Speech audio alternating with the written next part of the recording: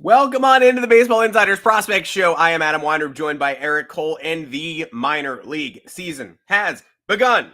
If you've joined us on the Baseball Insiders channel before, Mondays, Wednesdays at 1 p.m. Eastern on that particular day, and then 3:30 on Mondays and Fridays, then you know Robert Murray is here to talk about the ins and outs of the business of baseball, and Eric Cole is here with me on Tuesdays to break down what's going on below the surface. We get interviews, we bring on guests, we talk about the action, and we situated this on a Tuesday because, look, at first we were doing it in spring training. We were doing it in, there were transactions going on. It was like Tuesday is a nice place to land, but it seems random. Now is the time for Tuesday to shine because the minor league season operates post-pandemic in fits and spurts where nobody's traveling during the week. Big 6-game series once teams land. Tuesday through Sunday, Monday is the off day. So Tuesday morning is a perfect time to regroup, get everybody caught up on what happened in the minors the previous week. Risers, fallers, names who might be on the move at the trade deadline, players who are starting hot, sustainable hot starts, fun with small sample size business. And we are here to talk about it all. We are framing this episode around a couple of Baseball America's biggest risers from their just released before the season top 100 prospects list, as well as some crucial updates on the action from the past week and what to look for moving forward. But before we get into any of that fun stuff, Eric, thank you for joining me. The time is nigh. The regular season is here. Yeah, and it's required us to kind of get caught up a little bit too. I don't know. I mean, your travel wasn't quite as harrowing as mine. I got trapped in an airport for about 10 hours. That was not as much fun as I would wanted to have. But, again, getting caught up on what Baseball America has to offer, just in terms of getting caught up on who is expected to be where and what their expectations are, is always kind of my favorite part of the minor league season, kind of like what the expectations are, what scouts are saying. That's a lot of fun. And being able to pair that with actual games as opposed to just kind of treating it kind of like fantasy baseball where you don't actually you don't actually watch the games, you just look at the numbers. You kind of get to see what these guys are up to. And, there's going to be some unexpected twists and turns along the way. So it's kind of my favorite part of following baseball is kind of what's going on in the minor leagues, because it's a puzzle that is not easy to figure out. Like, again, there's a lot of people who write about the major leagues, but in the minor leagues, you have to kind of dig for the information, go try to stream a minor league game. It is not easy, and I guarantee you the video quality is not going to be very good. But overall, it's a good time. I'm happy to be doing it, and I'm happy to be here with you, Adam. I'm happy to be here with you. That is why hopefully our video quality exceeds that of your typical minor league stream here. Oh, we're already there. Yeah, it's like 240p. Yeah, if you want us to switch to maybe a weird, awkward center field camera, let us know. We'll be more than happy to experiment with that. But in the meantime, we are here to try to break down the action from the past week. We'll also be doing that at the major league level and minor league level in the Moonshot. That is our weekly baseball email newsletter where the fan-sided MLB team, including Robert Murray, Eric Cole, myself, break down all the biggest stories in the big leagues with humor, insight, behind-the-scenes info. You will find all our writing as well as Eric's prospect column that accompanies this show on the Baseball Insiders feed on fansided.com. That is fansided.com/baseball-insiders. A lot of fun stuff there. And join us in the Discord. Become a member of this podcast. You can talk to Eric between shows, myself, Robert Murray, at both the All-Star tier and the Rumor Mill tier. Different levels, so sign up for the one that suits you best. There'll be a private Q&A with Robert in the Rumor Mill tier every Thursday afternoon at 3 o'clock Eastern. Okay, before we get into the on-field action, couple guys who Baseball America has changed their projections on pretty significantly year over year, even month over month. These are the risers we wanted to note who got a little bit of extra love in BA's chat and post-top 100 analysis. I am unfortunately going to start with a Yankee because I spent a lot of the offseason and definitely the early part of spring training wondering how quickly George Lombard Jr. was going to start moving up these lists, given that the Yankees are missing that high-level prospect capital at this point. Jason Dominguez is making every list. Last year, everybody thought Spencer Jones might make a leap. He didn't come close. He wasn't bad. He just kind of treaded water and maintained his familiar strikeout issue with AA, but didn't do anything close to what he needed to do to open the eyes of people who make these appraisals. But Lombard Jr. showed up to spring training this year, looked extremely confident, different body type, got you wondering about maybe long-term third base solution, hit some very poised home runs early in camp. And I was like, man, this is probably the guy who, if he has a big year, can eventually jump into the top 50, maybe jump into the top 40, 30, keep making that progression. BA agreed because he leapt 50 spots in their re-ranking all the way up to 38. We've talked about Lombard Jr. on the show a little bit in the past, but I was surprised that he didn't even have to do anything in the regular season, considering how tough his regular season was last year to make such a large jump. Yeah, it was an interesting ranking, but it's also one that if you kind of talk to scouts, I understand a little more because they love this kid. They absolutely love him because he seems like he can play anywhere in the infield defensively and kind of does a lot of things well. Maybe doesn't have a carrying tool at the moment, especially at the plate, where you're like, how fast is he going to be? Is he going to be stealing a lot of bases? Is he going to be an on-base threat? Is he going to be hitting for power? He kind of just does everything pretty well. I was a little surprised that he came in with the body type that he had to spring, and he looked great in spring. So it's not like I saw anything that was like overly concerning, but I just thought he was just going to be like a surefire shortstop that might, have some Gold Glove upside. I'm a little less sure of that now. I'm just not sure if he's going to move well enough going forward to do that. But look, at the end of the day, he has that kind of family pedigree, being around baseball a lot, high baseball IQ. He's off to a decent start at high A right now. I still like the defense, but maybe it's more of a third base profile now. I tend to agree with you. And I of the opinion that I wonder if the upside with his bat is going to consistently be there. But it does feel like I might be in the minority on that opinion. I think that people just think he's going to have just be a good, solid contributor with a higher floor than you would think for that high school player picked out of the draft. Again, I want to see if the power shows up consistently in games. High A is not anywhere close to the big leagues. Don't expect to call up anytime soon. And if he can continue to perform well, put up good at bats and, hit the ball hard against more advanced pitching, I might be more of a believer. But I'm with you. I was a little bit surprised. Again, the numbers last year weren't awesome, but they went in on him. And I think that's partially because there's just so many really smart people and experienced people around the leagues that love this guy. And I'm excited to get a chance to see him at Hudson Valley, which is technically, I think the closest home minor league stadium to me is Brooklyn. Probably by a lot, but Hudson Valley is definitely the one that I feel it's just as easy to get to for me, honestly. And also the Yankees play there.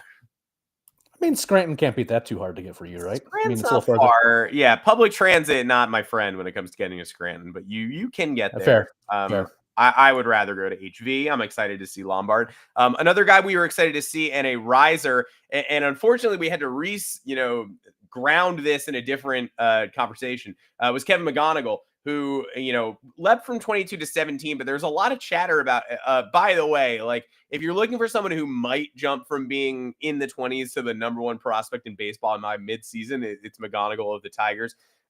He got the unfortunate matchup of Chase Burns' first pro inning also as his season began. Burns looked like a man among boys down there in A-ball, probably not long for the level. But McGonigle, still solid start regardless. And then, of course, as minor leaguers are wont to do, even if they are super top prospects and fast risers, he kind of just disappeared with sort of this mysterious ankle injury. So now, if you were hoping that he was going to have this first half to die for, we're going to have to wait on that a little bit. Minor leaguer teams will never tell you how severe an injury is until they absolutely have to. So there's not even a clock to watch here. We just have to sit and wait. Yeah, and it's honestly a little concerning that they even identified what part of the body was hurt. Yeah, because it's so out of character. It's so out of character. Yeah, it makes you think there might be a real problem in some ways, because if they tell you this is the problem, then you might be out for a month or two. They do hockey injuries usually. It's upper body. It's what does that mean? Heart surgery? Yeah. What are we talking about? Lower body discomfort. Ruptured success gland. All these things are minor league. How do we put it? Minor league staples in terms of coverage. Now, lower body injury could be a lingering hamstring thing, or it could be butt fell off. You have no idea. Yeah, leg's gone, leg amputated. So we wanted to include McGonigle for a couple reasons. One, whenever you get into these top 25 slots, the slots almost feel more rigid, and moving up or down feels more significant. If you move a guy from 25 to 15, then there was a tangible, he is in a different tier of upside, readiness for the big leagues, and things like that. And secondly, he might have only moved up 5 slots on this list, but he moved up really fast last year.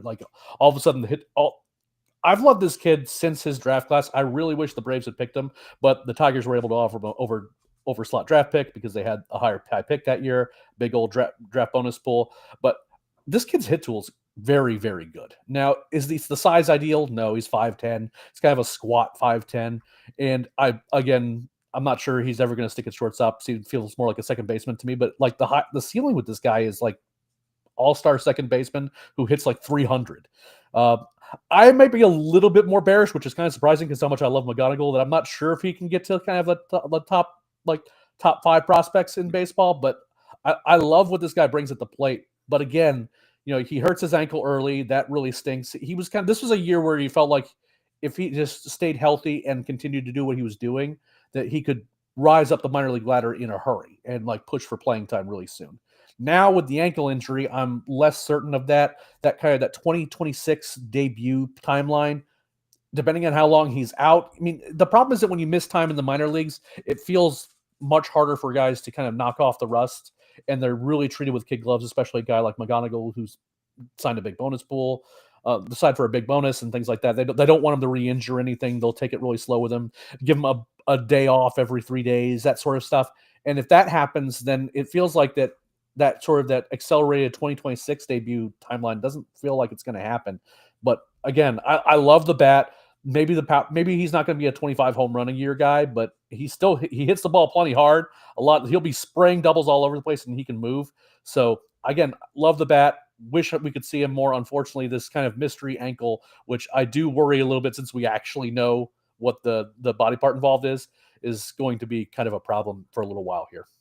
And while we're talking about infielders and projectability, I'm going to throw out Konnor Griffin as our third BA target, because not only did he move up the list from 74 to 50, which is sizable, that's Lombard Jr. territory there. But Geoff Pontes said something where I was just like, it dropped my jaw, and I basically copy pasted it right into the outline. because I was like, I'm not going to not talk about that. He said that Konnor Griffin, infielder for now with the Pirates, probably a center fielder, but also O'Neal Cruz is there, so also who knows where he goes, has as much upside as anyone in this class, including Roki Sasaki. I assume he means sort of the 2025 class of prospect debuts, maybe not the 2025 top 100 class. I was a little bit unclear on that, but either way, he made clear, and I'm not forgetting Roki Sasaki, by the way. I believe in Griffin's projectability. You take position players over pitchers most of the time whenever you can, but still wild endorsement for a teenage 2024 first round pick, but the rise reflects it. I think however you interpret Jeff's words, he's right. I think that this is a guy who's just a tool shed. And I'll put it this way, usually we don't see over slot bonuses given to top 10 picks unless we have a number 1 overall pick fall to the 5th spot. And even then it's not a big over slot bonus. And the Pirates thought enough of Griffin to give him 500,000 over his bonus slot at number 9 to get him away from his LSU commitment. And it's because this guy is just a tool shed. In terms of the physicality of the game, there's nothing this guy cannot do on a baseball field. It just comes down to a question whether or not it actually translate in game. And all we heard all spring was how much he was opening eyes at camp. Everyone that watched him loved him. I would have killed to watch this guy in the minor league backfields based on the stuff we were hearing, just because he doesn't look like a high school draft pick. If you see him, you're just like, that's a college bat that is going to be in the big leagues in a year. He's built right, hits massive home runs, can run all over the place. I think he's an outfielder, but with that arm of his, which might be his best tool, which is not a small thing. He's going to be gunning people at home on the regular if they dare try to run on him. So again, power, speed. The only question is this with any high school bat is just whether or not the hit tool is going to go against, perform against more advanced pitching. I think it's going to be there. In terms of guys that might be the number 1 prospect in baseball in the 12 months from now, he's the guy's name I'm circling, because there's just so much upside that if it clicks for him, not everything has to click for him to be a star in baseball. He doesn't have to be prime Mike Trout, prime Ronald Acuna Jr., but those are the types of physical skills that we were talking about in play here if those things click. And if that happens, the Pirates are going to have to be really excited. Now, granted, they're not going to call him up until May of whatever his debut year and then never pay him. But, for those 3 years they actually have him under contract, he's going to be a lot of fun in Pittsburgh. Agreed. And Pittsburgh fans cynical for a good reason. But we've got a lot of, like you said, you throw that money at tool sheds like Konnor Griffin, and you see what happens next. Another reason why shocking things occur, right? Nobody thought O'Neal Cruz would be in center field on April 8th, let alone, even last July, people were like, what are you talking about? And here we are. So that's a tomorrow problem. Now you watch him develop. And unfortunately, while we can't time travel to the backfields, we can absorb as much regular season action from these names as they're willing to give us. So I'm going to toss it to you. The stars of the first week of the minor league season. You've got a lot of guys that you want to highlight here. And of course, in the early going, a lot of these standouts are the real stars. We haven't necessarily been taken by that many surprises yet as the action has unfolded. Premium names, and a few who have already been called to the bigs, are stealing the spotlight. Yeah, I mean, we've already seen the Rockies call up both Zac Veen and Chase Dollander. And shout out to the Rockies, by the way. We usually boo and hiss and say, what are you doing? You're squelching the opportunities for the potential, the low number of potential future stars that you have. And this year they're saying, Chase Dollander, he's up. Zac Veen, he's up. What have you. It's April. No, forget about the service time thing. It's first week in April, and here they are.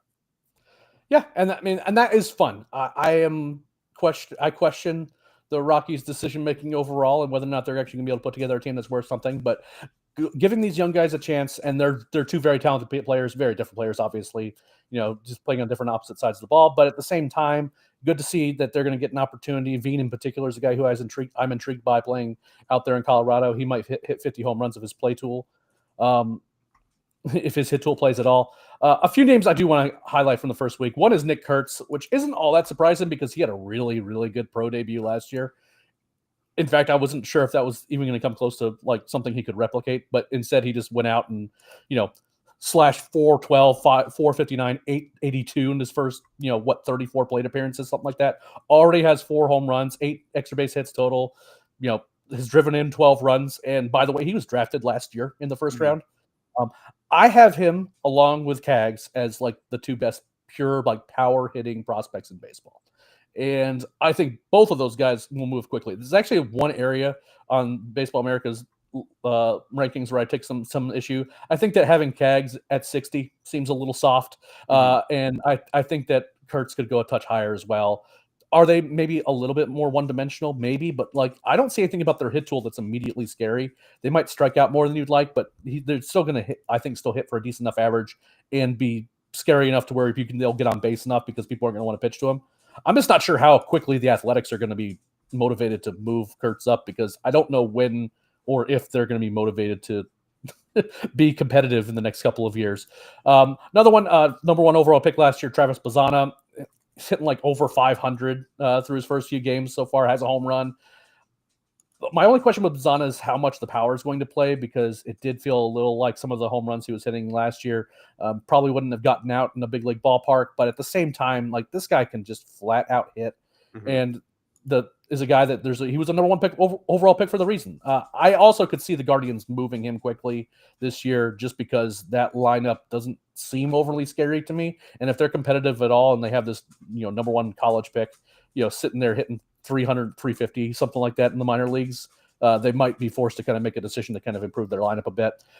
For the Brewers fans out there, Josh Adamczewski is a name that you probably haven't heard of, not in the top 30. Carolina Mudcats. Yep, those are. That's your answer. Carolina Mudcats because we were talking about Adamczewski earlier this morning in a story idea, and I was like, you know what? There's nothing better than a Mudcats uniform, and I'm going to wear this for the podcast. Oh yeah, I remember when they were a Braves affiliate. It was a fun couple of years there. Not super fun to travel there to watch anything. They had a really bad bus crash, which ended up like costing a couple guys their careers, which was pretty sad. But in Adamczewski's case, you're not going to see his name on a top 25 or top 30 prospect rankings so far, but again, he's posted a 1091 OPS again through a very small sample size of games. Has driven in some runs, has 2 triples rather, which is not something you see in that small of a sample. But again, had a really good spring. They seem to like him a lot down the minor league backfield. Another guy I wish I had seen. The only thing is that he dealt with some injuries last year and doesn't have a big footprint of like minor league playing time. We'll see how he performs beyond the low minors. But when he has played, he's performed really well. And as a 15th round pick out of high school, you take that 100 times out of 100. The last one is Sal Stewart. He's been around for a while. Was from the 2022 draft class, I believe. It's just one of those guys that just hits and knows how to get on base. He draws a ton of walks, really patient approach at the plate. Again, I wonder how much there's going to be power there, but he's going to be a guy that is going to make Cincinnati Reds fans happy. That's just going to produce on a day-to-day basis. Is the ceiling there? Maybe not. I don't think he's a shortstop, more of a second, third base type, and probably second base if I'm being honest, just because I don't think the power plays at third base all that well. But again, he's just a guy that is going to get an opportunity soon, as long as he can prove that he can stay healthy. So, those are kind of the four guys that stood out to me. And it was a lot of fun kind of getting caught up on all these guys because, again, a lot of familiar names, but you want to see the guys that have talent perform well because it just makes following the minor leagues all that more interesting. And so that way you can incidentally find the kind of diamonds in the rough as they pop up. Absolutely. And to linger on the Rockies and the MLB impact here, I'm curious what you expect from early Zac Veen, because it's a funny one. It even comes out subtly sometimes when you just sort of offhandedly said, Sal Stewart's been around for a while, draft class of 2022. And you're like, God damn, the minor leagues move fast. Like, that is a while. That sucks. And so Zac Veen, Rockies top pick in 2020, and now still just 23 years old. But feels like you get a little bit of prospect fatigue there, especially because he's playing for a major league franchise in the Rockies where, I don't know, hope does not exactly abound. Names get lost in the Rockies system, and you go, yeah, I know, I guess best case scenario, they could come up and make Coors Field their personal playpen. But I forget about Rockies prospects as they go through the system, even though I am within driving distance of Hartford and the Yard Goats. So for people who may have started sleeping on Veen or stopped thinking about him entirely, what do you expect to see from him? And again, this is a guy who breaks the mold a little bit, has personality, is coming up with purple hair, presumably will change the hair depending on whether or not he is traded at a forthcoming deadline. But for those who have sort of lost Veen and his incredible bat flips in the sauce a little bit, what should we expect from him moving forward? Well, if everything goes right, it's a power speed combination that you don't really see all that often, period. And he was drafted out of high school. Was a high draft pick, and you're right about Rockies draft picks. Case in point, Charlie Condon had one of the best seasons we've seen out of a college draft pick in some time last year, and not only has he not performed well, but no one's really talking about him either. So, and you don't really see that from a second overall pick, and that kind of is what happened with Veen, is that he kind of went to an organization that just doesn't get a lot of coverage, and as a result, might have gotten lost. But the bigger problem has been injuries. He's just been kind of banged up for a while now, but sort of got healthy last year, and then has really kind of show out this year, put up really good numbers to start the season and force their hand. Again, you can see a guy. This is a guy that might hit 280 on the high end, but is a guy who could also put up a 2020 or better season if everything breaks his way.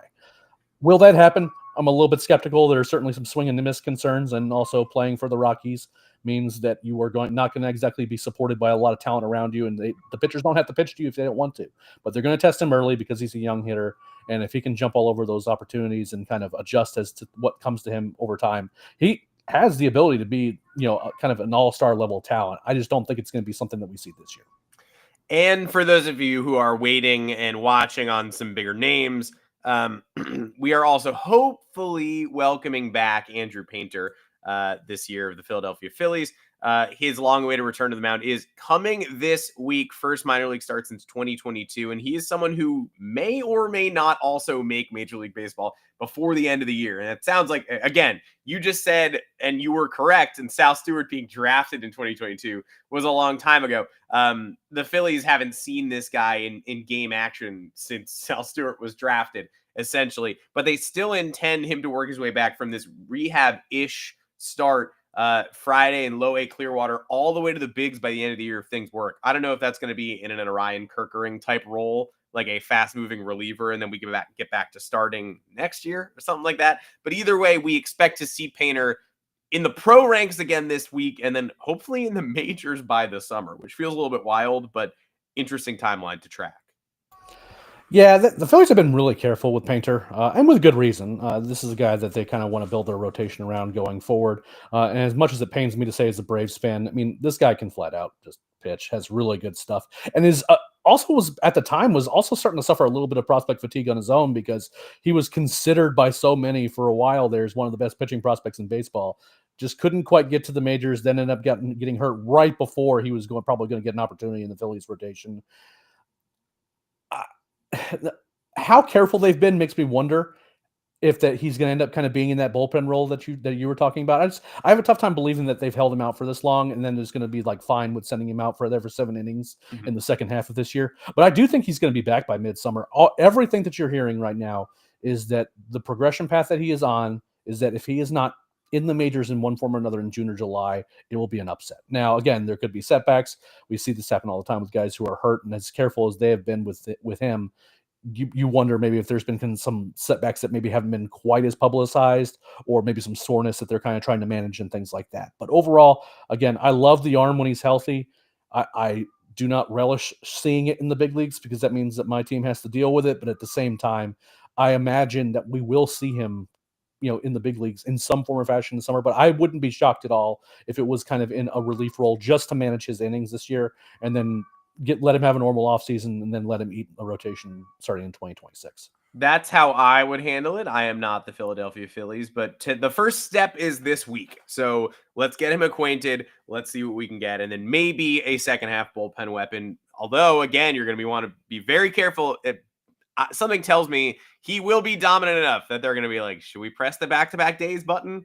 Like, how do we do this? We've been so careful, and now we're being very tempted to not be careful, especially for a team that feels ticketed for October. So this is very much a wait-and-see situation. Before we sign off, yesterday, prospect news, a trade for whatever reason. I know the reason. I'm still not exactly sure why it went down the way it did. Quinn Priester goes to Milwaukee. That's a former top prospect who's been tantalizing for now 2 organizations in Pittsburgh and Boston. Boston felt like they unlocked something. They got the velocity up this spring, but they didn't like him enough to hold on to him when the opportunity arose to go get Yoferi Rodriguez from Milwaukee's system. The number 7 prospect, according to Pipeline, for the Brew Crew, slugging outfielder, lefty bat, and a guy who they've been trying to get the ball in the air more. Feels like a huge get, plus a comp pick for the Red Sox, and the Red Sox use those comp picks and second rounders well, players like Christian Campbell and Roman Anthony. How did this come to play? We know Robert Murray was very clear on yesterday's show. The Brewers pitching lab deserves respect. They probably saw something in Priester, and a lot of people have seen a lot of things in Priester. He already seemed to improve under Craig Breslow and Andrew Bailey's tutelage, and now he goes to fill Milwaukee's need while they remain desperate for big league quality pitching of any kind. So there's a chance in a month you're like, wow, Priester, what a get. He's swinging the NL Central early. But also, this is a lot to give up, and this is a strange trade for sort of a pitching prospect who's now in his 3rd organization pretty early. Yeah, he's moved around a lot. And look, he was a first-round talent when he was drafted, so it's not like there's no arm talent here.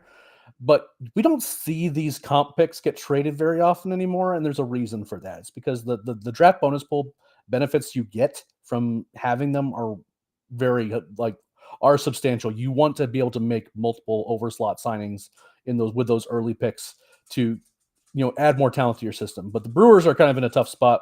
Nestor Cortez is hurt. Tobias Myers is dealing with an injury. Brendan Woodruff's working his way back. They kind of felt like they had to do something. And giving up a player here like Yoferi, who again is young, only at high A, putting up some pretty eye-popping numbers down there, but again, is further away from the major leagues versus what the Brewers need right now, which is close to or at the big leagues help. And in Priester, again, I like the mix, but it seems like it doesn't match up. Like if you see him just throwing warm-up pitches, everything looks right. It looks like, okay, you like the arm angle, you like the velocity, you like the spin. And as soon as he gets in the games, he gets hit hard and he has trouble finding the strike zone.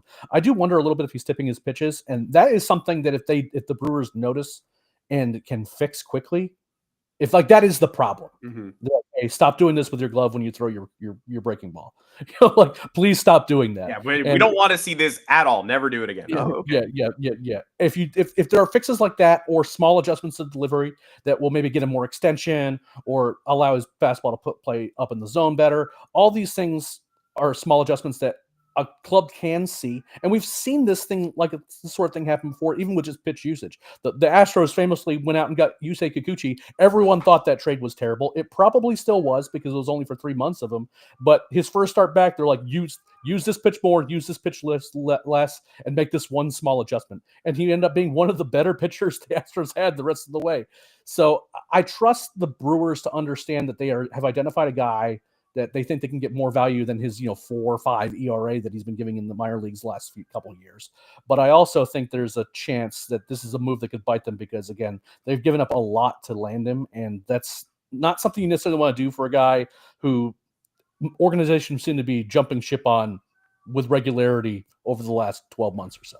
Yeah, and a 4 ERA with a lot of innings pitched is valuable to an extent. A 5, not so much. But even so, you're hoping for more upside here, giving, based on what you gave up. So you'd better unlock him in the way that other organizations haven't. Otherwise, you're going to be wondering why you hadn't just signed one of these various stopgaps. And, Texas bringing in Patrick Corbin, he doesn't cost a comp pick. So, live and learn. We will see. Well, Corbin only throwing a 4 ERA might be a bit optimistic, though. I mean, yeah. In the NL Central, though. In the NL Central, I don't know. I don't know. He's pretty bad. Yeah, guy might stink. Well, that's a debate for another day on the Baseball Insider's main feed. 1:00 tomorrow when we do a whole 48-minute episode on Patrick Corbin's upside across various divisions. No, that's not happening. Either way, though, we will be here live tomorrow afternoon, talking big league ball and the latest updates. We covered Vlad Jr.'s extension on the Monday show, so go back and listen to that in your favorite podcast platforms or on YouTube if you missed it. Eric and I will be back next Tuesday at noon, recapping another week of minor league baseball. Hopefully, we're going to have some fun interviews secured soon that we'll be able to share with you on the show. Until then, we'll be back here talking ball on Eric. As always, it was a pleasure to talk about real live, actual regular season minor league action with you.